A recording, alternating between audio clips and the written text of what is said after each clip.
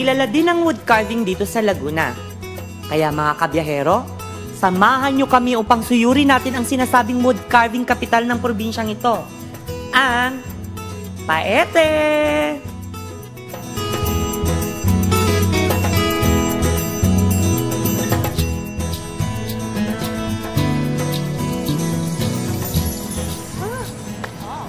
So, anong balita? Nandito tayo sa carving capital naman of the Philippines. Yes, di ba kasi kanina galing tayo dun sa Embroidery capital. Doon naman sa Lumban. So ngayon nandito tayo ngayon sa Nandito tayo sa Paete, Laguna. tignan na natin sa loob Nice, ano yung mga design na ginagawa yung nila. mga wood carving.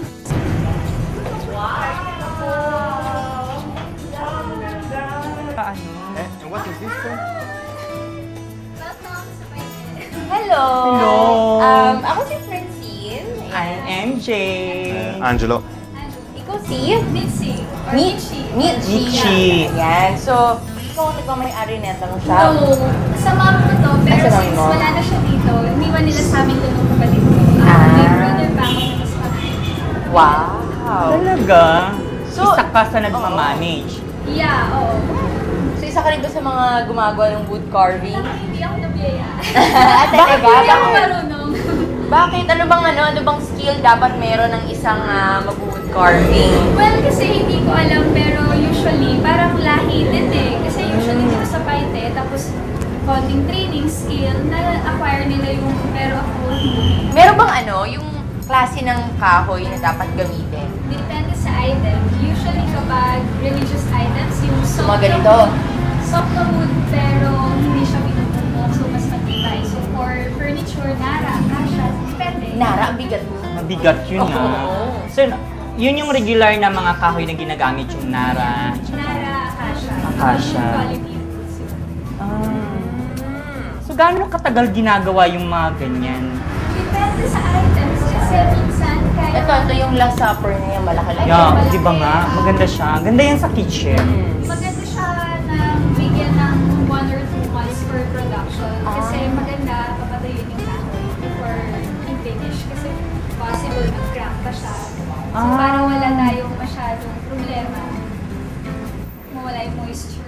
So, bakit mo nasabing patuyuin? Ano ba yung kahoy? Binabasa mo na siya? No, kasi di ba fresh siya na nakat sa tree. So may mga dagta pa yan. Kailangan natin na ipatuyo para... Gaano naman katagal patuyuin yung kahoy? Meron kasi mga natural methods, saka meron din mechanical. Usually, pwede kasi rin gawin sa dryer. Kaya lang kung hindi naman din kaya ng budget, meron ka namang mahabang time, okay lang din na... Hipan-hipan na lang. Pag walang budget for dryer. Pero pwede din naman na yung set aside mo lang. Wood carving na maliliit o malalaking imahe? Hay nako, kayang-kaya dito yan sa Paete. Dinarayo ang Paete ng mga turista, lokal man o banyaga. Kaya napakalaking kontribusyon ang lugar na ito sa ating turismo.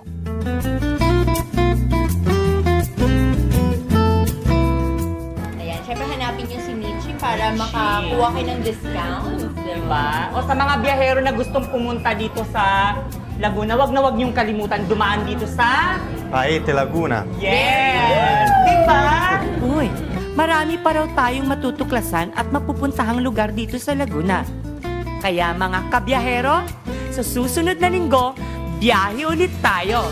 Dapat maging biyahero!